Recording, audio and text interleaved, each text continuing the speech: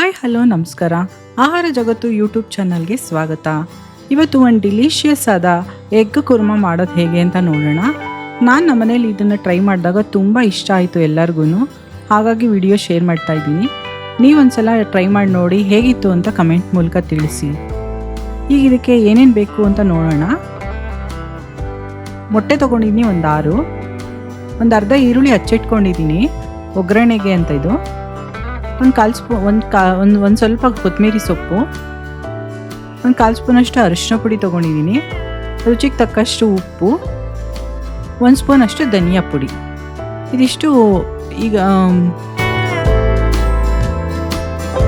ಈಗ ರುಬ್ಲಿಕ್ಕೆ ಏನೇನು ಅಂತ ನೋಡ್ಕೊಳ್ಳೋಣ. 2 ದಪ್ಪ ಈರುಳ್ಳಿ ಹಚ್ಚಿಟ್ಕೊಂಡಿದ್ದೀನಿ, 3 ಟೊಮೊಟೊ, ಕೊತ್ತಂಬರಿ ಸೊಪ್ಪು ಸ್ವಲ್ಪ, 6 ಬ್ಯಾಡಗಿ ಮೆಣಸಿನ್ಕಾಯಿ, 3 ಖಾರ ಮೆಣಸಿನ್ಕಾಯಿ ತೊಗೊಂಡಿದ್ದೀನಿ, ಚಕ್ಕೆ ಲವಂಗ ಮತ್ತು 1 ಏಲಕ್ಕಿ, 5-6 ಗೋಡಂಬಿ ತೊಗೊಂಡಿದ್ದೀನಿ, ಅರ್ಧ ಗೆಡ್ಡೆಯಷ್ಟು ಬೆಳ್ಳುಳ್ಳಿ, ಅರ್ಧ ಸ್ಪೂನಷ್ಟು ಸೋಂಪು ತೊಗೊಂಡಿದ್ದೀನಿ, 1/4 ಸ್ಪೂನಷ್ಟು 8ರಿಂದ 10 ಕಾಳಷ್ಟು ಮೆಣಸು ತೊಗೊಂಡಿದ್ದೀನಿ. ಇದಿಷ್ಟು ಹುರಿದು ನುಣ್ಣಗೆ ಮಾಡಬೇಕು, ರುಬ್ಕೋಬೇಕು. ಈಗ ಮೊಟ್ಟೆನ ಬೇಯಕ್ಕೆ ಇಡ್ತಾ ಇದ್ದೀನಿ. ಕುಕ್ಕರಲ್ಲಿ ಮೊಟ್ಟೆ ಇಡೋದ್ರಿಂದ ಬೇಗ ಬೇಯುತ್ತೆ. ಮತ್ತು ಅದಕ್ಕೆ ಸ್ವಲ್ಪ ಉಪ್ಪು ಹಾಕ್ತಾಯಿದ್ದೀನಿ, ಕಲ್ಲುಪ್ಪು ಹಾಕ್ತಾಯಿದ್ದೀನಿ. ಕಲ್ಲುಪ್ಪು ಹಾಕೋದ್ರಿಂದ ಮೊಟ್ಟೆ ಸಿಪ್ಪೆ ಬೇಗ ಸುಲಿಬೋದು. ಹಾಗಾಗಿ ಕುಕ್ಕರಲ್ಲಿಟ್ಟು 2 ವಿಜಲ್ ತೊಗೊಳ್ತಾ ಇದ್ದೀನಿ. ಮೊಟ್ಟೆ ಬೇಯಕ್ಕೆ ಇಡೋಣ. ಈಗ ಮಸಾಲೆ ಪದಾರ್ಥಗಳನ್ನೆಲ್ಲ ಹುರಿಯೋದಕ್ಕೆ ಒಂದು ಬಾಣಲಿಲಿ ಎಣ್ಣೆ ಹಾಕ್ತಾಯಿದ್ದೀನಿ. ಈಗ ನಾವು ಮಸಾಲೆ ಪದಾರ್ಥಗಳು ತೊಗೊಂಡಿದ್ವಲ್ಲ, ಅದರಲ್ಲಿ ಚಕ್ಕೆ ಲವಂಗ, ಏಲಕ್ಕಿ ಮತ್ತು ಬ್ಯಾಡಗಿ ಮೆಣಸಿನ್ಕಾಯಿ, ಖಾರದ ಮೆಣಸಿನ್ಕಾಯಿ, 6 ಗೋಡಂಬಿ ಹಾಕ್ತಾಯಿದ್ದೀನಿ, ಅರ್ಧ ಗೆಡ್ಡೆಯಷ್ಟು ಬೆಳ್ಳುಳ್ಳಿ ಮತ್ತು ಈರುಳ್ಳಿ ಹಾಕಿದ್ಮೇಲೆ ಸ್ವಲ್ಪ ತೊಗೊಂಡಿದ್ವಲ್ಲ ಸೋಂಪು ಮತ್ತು ಕಾಳು ಮೆಣಸು ಅದನ್ನು ಸೇರಿಸ್ತಾ ಇದ್ದೀನಿ. ಎಲ್ಲ ಹಾಕಿ ಮಿಕ್ಸ್ ಮಾಡಿ ಹುರಿಬೇಕು. ಈ ಮಸಾಲೆ ಪದಾರ್ಥಗಳನ್ನ ಹುರಿಬೇಕಾದ್ರೆ ಮೀಡಿಯಮ್ ಫ್ಲೇಮಲ್ಲಿ ಇಟ್ಟು ಹುರಿಯೋದ್ರಿಂದ ಅದ್ರ ಘಮ ತುಂಬ ಚೆನ್ನಾಗಿರುತ್ತೆ. ಹಾಗಾಗಿ ನಾನು ಮೀಡಿಯಮ್ ಫ್ಲೇಮಲ್ಲಿ ಇಟ್ಕೊಂಡು ಫ್ರೈ ಮಾಡ್ತಾ ಇದ್ದೀನಿ. ಈರುಳ್ಳಿ ತುಂಬ ಏನು ಬೇಯೋದು ಬೇಕಾಗಿಲ್ಲ, ಸ್ವಲ್ಪ ಕೆಂಪಗಾದರೆ ಸಾಕು.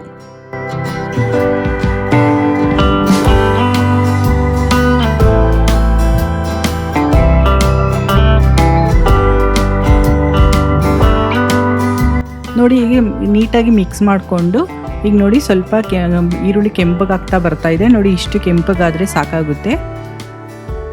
ಈಗ ಅದಕ್ಕೆ ನಾವು ಹಚ್ಚಿಟ್ಕೊಂಡಿರೋಂಥ ಟೊಮೊಟೊ ಹಾಕ್ಕೊಳ್ತಾ ಇದ್ದೀನಿ. ಟೊಮೊಟೊ ಹಾಕಿ ಮಿಕ್ಸ್ ಮಾಡ್ತಾ ಇದ್ದೀನಿ.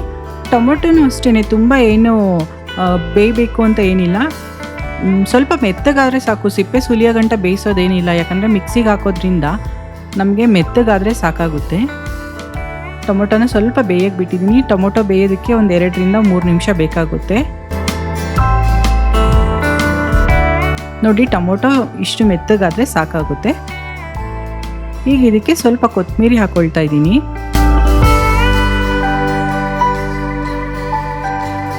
ಕೊತ್ತಂಬರಿ ಹಾಕಿ ಮಿಕ್ಸ್ ಮಾಡಿಕೊಂಡು ಈಗ ಇದಕ್ಕೆ 1/4 ಸ್ಪೂನಷ್ಟು ಅರಿಶಿನ ಪುಡಿ ಮತ್ತು ರುಚಿಗೆ ತಕ್ಕಷ್ಟು ಉಪ್ಪನ್ನ ಸೇರಿಸ್ಕೊಳ್ತಾ ಇದ್ದೀನಿ. ಅರಿಶಿನ ಪುಡಿ ಉಪ್ಪು ಎಲ್ಲ ಹಾಕಿದ್ಮೇಲೆ ಸ್ವಲ್ಪ ಮಿಕ್ಸ್ ಮಾಡ್ಕೊಳ್ಳಿ. ಕಲ್ಲುಪ್ಪು ಹಾಕಿರೋದನ್ನ ಸ್ವಲ್ಪ ಮಿಕ್ಸ್ ಮಾಡಿಕೊಂಡು 1ರಿಂದ 2 ನಿಮಿಷ ಮೀಡಿಯಮ್ ಫ್ಲೇಮಲ್ಲೇ ಬೇಯಿಸ್ಕೊಳ್ಳಿ.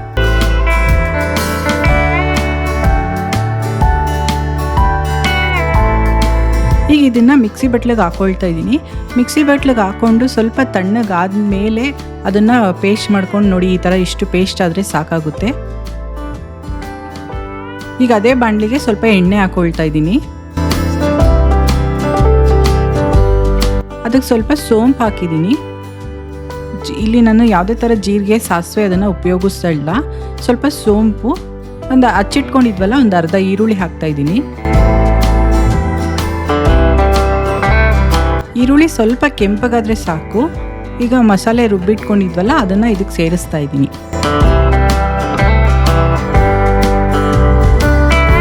ಇಲ್ಲಿ ನಾನು ಯಾವುದೇ ಥರ ನೀರನ್ನ ಈಗಲೇ ಉಪಯೋಗಿಸ್ತಾ ಇಲ್ಲ.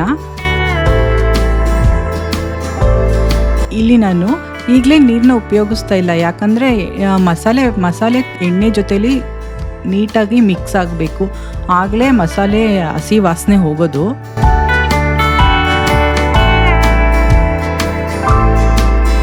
ನೋಡಿ ಈ ಥರ ನೀಟಾಗಿ ಮಿಕ್ಸ್ ಮಾಡ್ಕೊಳ್ಳೋದ್ರಿಂದ ಎಣ್ಣೆ ಜೊತೆಲಿ ಮಸಾಲೆ ಮಿಕ್ಸ್ ಆದರೆ ಚೆನ್ನಾಗಿ ಬೇಯುತ್ತೆ.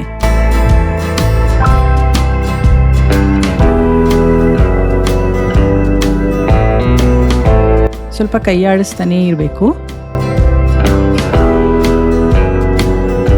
ಈಗ ಇದಕ್ಕೆ ಒಂದು ಸ್ಪೂನ್ ಅಷ್ಟು ಧನಿಯಾ ಪುಡಿ ಹಾಕ್ತಾ ಇದ್ದೀನಿ.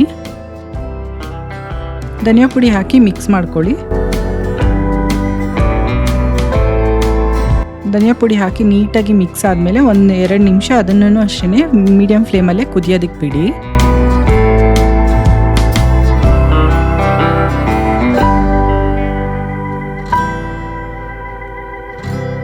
ನೋಡಿ ಈಗ ಸ್ವಲ್ಪ ಮಸಾಲೆ ಗಟ್ಟಿಯಾಗಿದೆ. ಈಗಿರುವಾಗ ಸ್ವಲ್ಪ ನಾವು ಮಿಕ್ಸಿ ಜಾರ್ಗೆ ಸ್ವಲ್ಪ ನೀರು ಹಾಕ್ಕೊಂಡು ಮಿಕ್ಸ್ ಮಾಡಿಬಿಟ್ಟು ಹಾಕೋಣ. ತುಂಬ ನೀರು ಹಾಕೋದ್ರಿಂದ ಸಾಂಬಾರು ಥರ ಆಗೋಗುತ್ತೆ. ನಮಗೆ ಗ್ರೇವಿ ಥರ ಬೇಕಾಗಿರೋದ್ರಿಂದ ನೋಡಿಕೊಂಡು ಎಷ್ಟು ಬೇಕೋ ಅಷ್ಟು ನೀರನ್ನ ಉಪಯೋಗಿಸ್ಕೊಳ್ಳಿ. ಈಗ ಮೊಟ್ಟೆ ನೋಡಿ ಮಸಾಲೆ ಕುದೀತಾ ಇದೆ. ಈಗ ಮೊಟ್ಟೆನ ನಾನು ಬಿಡಿಸ್ಕೊಂಡು ಈ ಥರ ಕಟ್ ಮಾಡಿ ಇಟ್ಕೊಂಡಿದ್ದೆ, ಅದನ್ನು ಇದಕ್ಕೆ ಸೇರಿಸ್ತಾ ಇದ್ದೀನಿ. ಮೊಟ್ಟೆ ಹಾಕಿದ್ಮೇಲೆ ತುಂಬ ಮಿಕ್ಸ್ ಮಾಡ್ತಾನೇ ಇರಬೇಡಿ. ಸುಮ್ಮನೆ ಒಂದ್ಸಲ ಹಿಂಗೆ ಮಿಕ್ಸ್ ಮಾಡಿ ಎಲ್ಲ ಕಡೆ ಮಸಾಲೆ ಹೋಗೋ ಥರ ಮಾಡಿದ್ರೆ ಸಾಕು. ಮೊಟ್ಟೆ ಹಾಕಿ 1-2 ನಿಮಿಷ ಬೇಯೋದಕ್ಕೆ ಬಿಡಿ. ಯಾಕಂದರೆ ಮೊಟ್ಟೆ ಕಟ್ ಮಾಡಿರ್ತೀವಿ, ಆ ಮೊಟ್ಟೆ ಮಧ್ಯದಲ್ಲೆಲ್ಲ ಸ್ವಲ್ಪ ಮಸಾಲೆ ಹೋದರೆ ಟೇಸ್ಟ್ ಚೆನ್ನಾಗಿರುತ್ತೆ. ನಾನಿಲ್ಲಿ ಯಾವುದೇ ಥರ ತುಪ್ಪ ಮತ್ತು ಬೆಣ್ಣೆನ ಉಪಯೋಗಿಸಿಲ್ಲ. ಬೇಕಾದರೆ ಬೆಣ್ಣೆಯಲ್ಲೂ ಮಾಡ್ಕೊಬೋದು, ತುಂಬ ಚೆನ್ನಾಗಿ ಬರುತ್ತೆ. ಈಗ ಲಾಸ್ಟಲ್ಲಿ ಸ್ವಲ್ಪ ಕೊತ್ತಂಬರಿ ಸೊಪ್ಪು ಹಾಕ್ತಾಯಿದ್ದೀನಿ.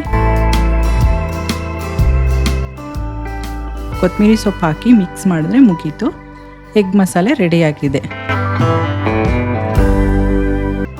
ಇದನ್ನು ರೋಟಿ, ಬಟರ್ ನಾನ್, ಚಪಾತಿ, ಪೂರಿ ಇದ್ರ ಜೊತೆ ತುಂಬ ಚೆನ್ನಾಗಿರುತ್ತೆ. ನಾನಿಲ್ಲಿ ಚಪಾತಿ ಮಾಡ್ಕೊಂಡಿದ್ದೀನಿ.